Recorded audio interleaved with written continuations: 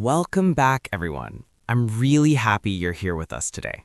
You know, every time I sit down in this studio, I feel like we're talking to a friend who is trying so hard to improve their English. And today's topic is one that almost every learner struggles with. And honestly, even I struggled with it years ago. Same here. I remember when I first tried to hold conversations in English, all I did was translate in my head, Khmer to English, sentence by sentence, word by word. And every time someone spoke to me, my brain would freeze because it was busy trying to match grammar rules, vocabulary lists, or dictionary meanings. And the conversation just slipped away. Exactly. It's like your brain is 2 steps behind the real conversation. And when you're behind, you feel slow, unsure, embarrassed, or even frustrated. So today, we want to show you how to break that habit, not in a difficult way, not in a stressful way, but in a natural, friendly, daily life way that helps your brain switch into English mode smoothly. And don't worry, you don't need to be advanced to start thinking in English. Even beginners can start. Even people with basic vocabulary can start. It's not about perfection. It's about creating small habits that train your brain to stay in English without translation. Yeah, and before we dive deep into the conversation, I want you to imagine one thing. Imagine waking up in the morning and your first thought is in English. Something small, maybe like, I'm hungry, or let's start the day, or where's my phone? Something easy. But imagine that moment, because that moment is the beginning of thinking in English. It's simple, it's not dramatic, it's just a natural shift. So today, we're going to talk naturally, like two friends chatting about how to train your brain. And I want you to listen to the rhythm, the flow, the tone, the easy expressions, and maybe repeat some parts out loud. When you repeat, your brain creates a stronger English pathway, like building a small road that becomes a big highway over time. You know, one thing people don't realize is that thinking in English does not start with big sentences. It starts with tiny phrases, tiny observations. Like right now, if I look around the room, the first thought that comes is the light is bright, or my coffee is cold now, or this chair is comfortable. These are simple, but they train your mind to stay in English even when you're alone. Yeah, and when you do that every day, you create mental shortcuts. And when you have shortcuts, your brain doesn't need to translate. It just speaks. It just reacts. That's why native-like fluency is not about perfect grammar. It's about mental speed. And speed comes from thinking directly in the language, not preparing translations in your head. So let's talk about where people struggle the most.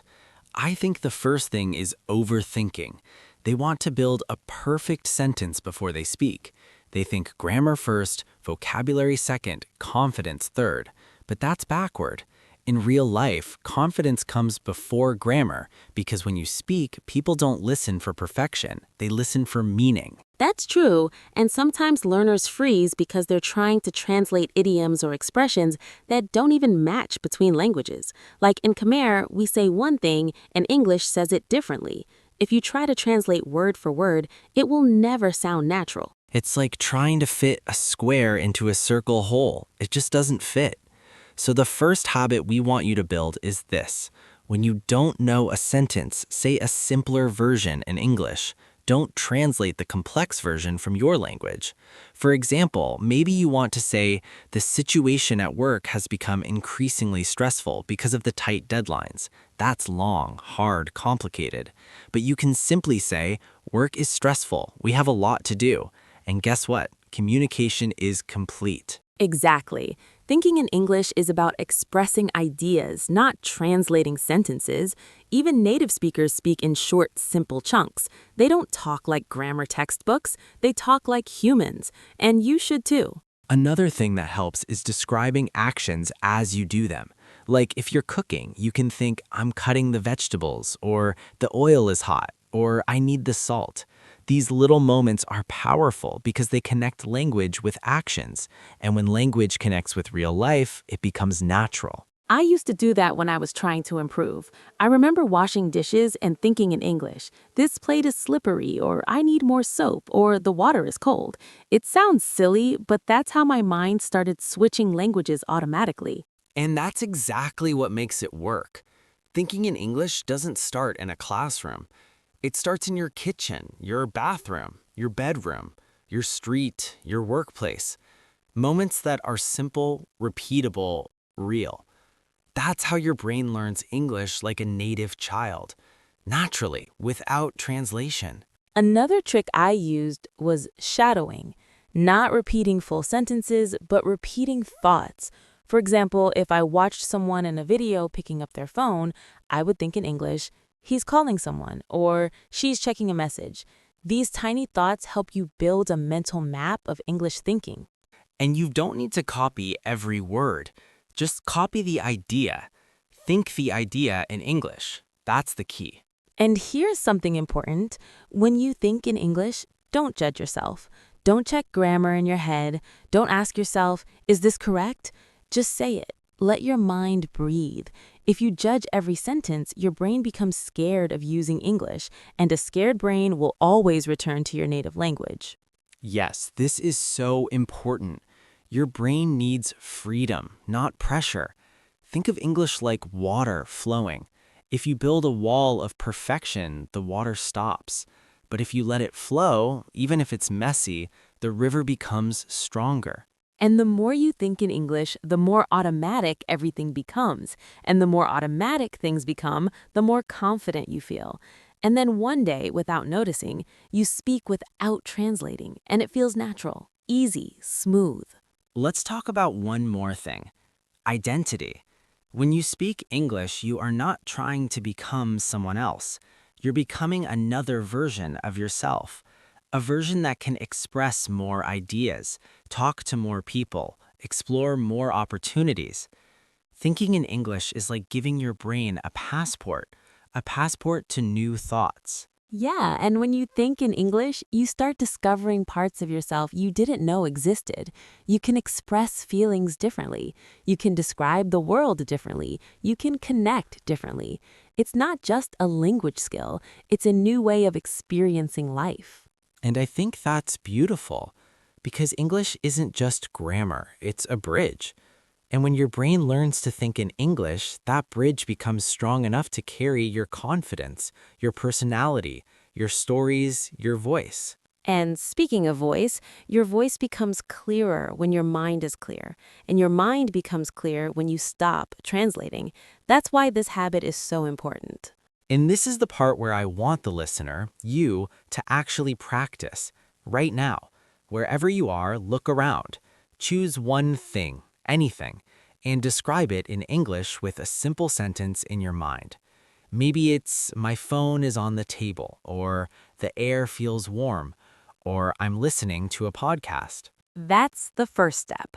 That tiny moment is the beginning of training your brain. And if you do that 10 times a day, your brain will change. And if you do it for 1 month, you will feel the difference. And if you do it for 6 months, you will think, why did I ever translate before? And that's the goal. A mind that flows in English, a mind that doesn't freeze, a mind that doesn't panic, a mind that trusts itself. And don't forget, we're with you. We're walking this journey with you. Every episode, every conversation, every topic. You're not alone. You're building this skill with us. All right, let's continue deeper into the real-life dialogue, because the more you listen, the more your brain absorbs. And we want to bring you into everyday moments where English becomes natural. All right, let's keep going. Now that we've talked about why people translate in their heads, let's go deeper into how to slowly shift your brain into English mode.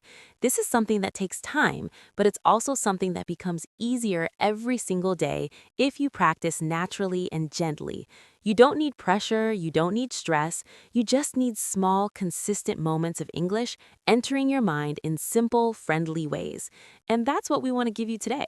The real experience of thinking in English through stories, repetition, shadowing, and slow, natural conversation. Yes, and I want you to remember this. Your brain already knows how to think in English. It just needs enough input, enough repetition, and enough confidence. Think about when you learned your first language as a child.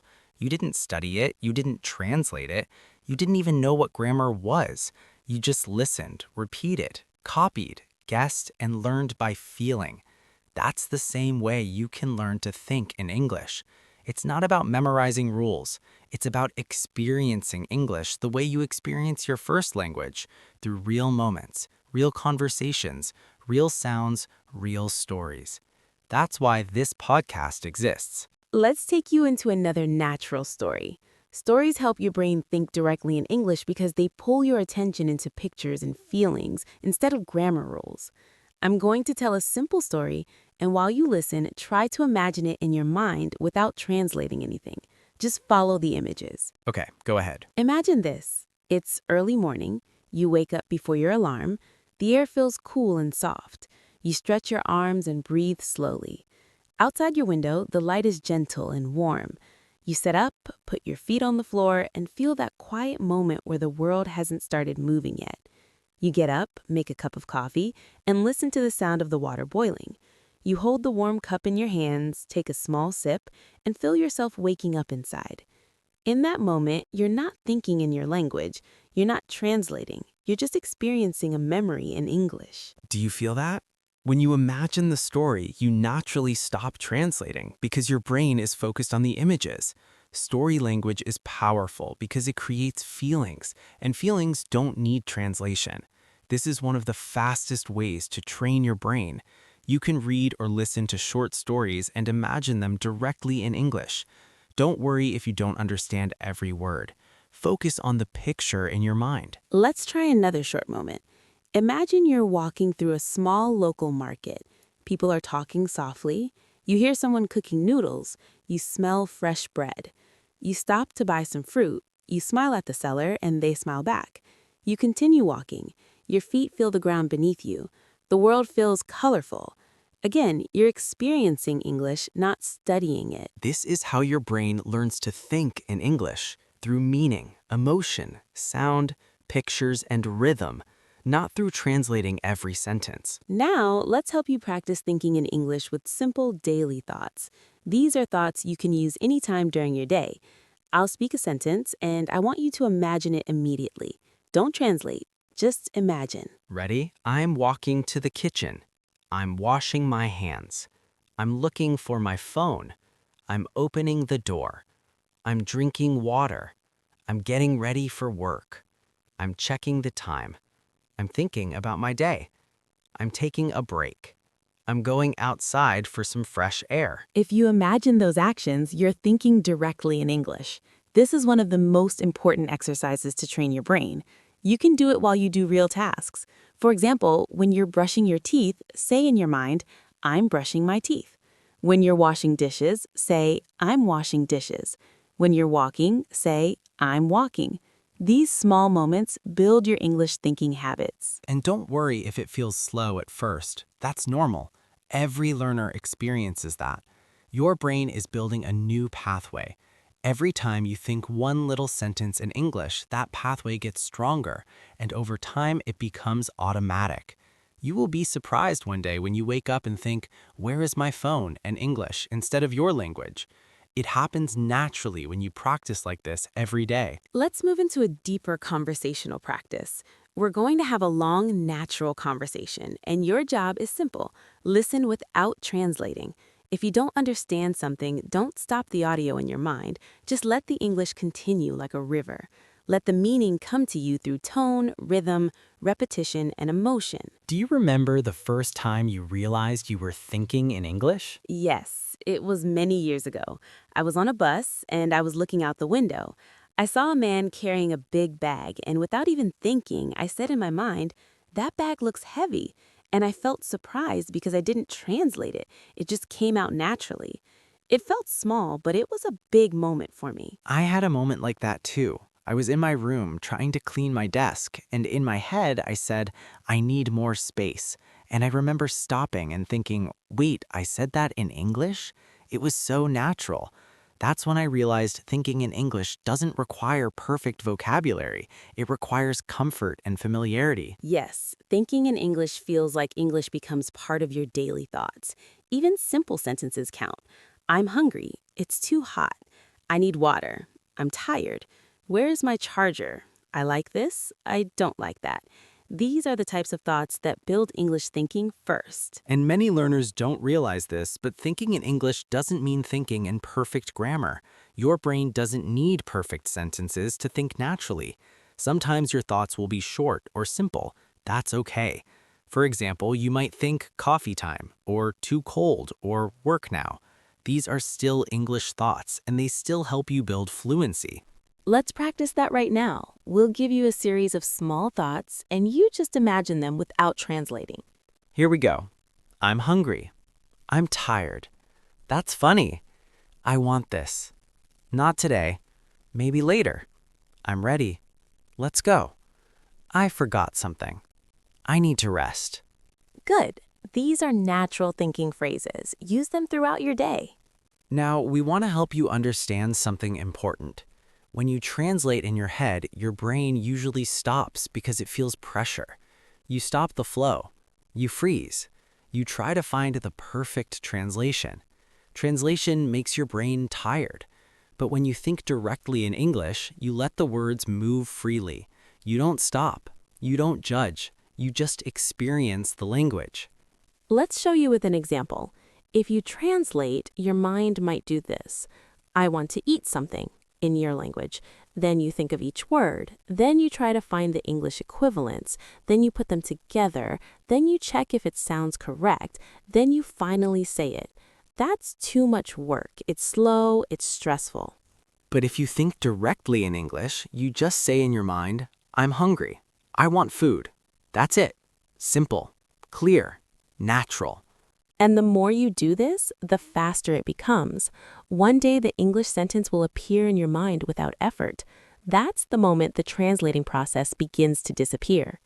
Let's move into the review section of our episode. We've talked about how translating slows your brain. We've shown you stories, daily thoughts, and natural conversation patterns that help your brain begin thinking directly in English. The key idea is this. Your brain learns best when you feel relaxed, when you imagine pictures, and when you repeat simple English in small, natural moments throughout your day. Now let's go into our connection wrap-up. We want to tell you something honest and comforting. Every learner struggles with translating in their head. You're not slow, you're not weak, you're not behind. You're simply human. Your brain is trying to help you, not hurt you. But now it's time to guide your brain into English with gentle practice. Every small English thought, every shadowing moment, every tiny sentence you speak to yourself, it all adds up. Before we go, here is your mini assignment. For the rest of the day, choose 5 small moments and describe them in English in your mind. It can be simple. I'm walking. I'm drinking water. I'm tired. I'm leaving now. I'm cooking. Each moment builds your English brain. And we are proud of you for being here. Really proud. You're growing in ways you might not even see yet. Thank you for spending this time with us. We'll see you in the next episode.